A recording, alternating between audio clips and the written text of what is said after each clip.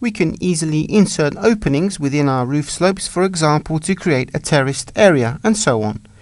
To do this, simply select the Roof Opening Architectural object from the drawing menu.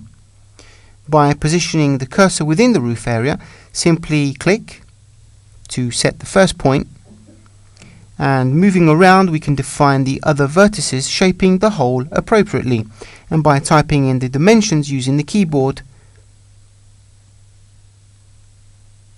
allows us to obtain a surface highlighted in red.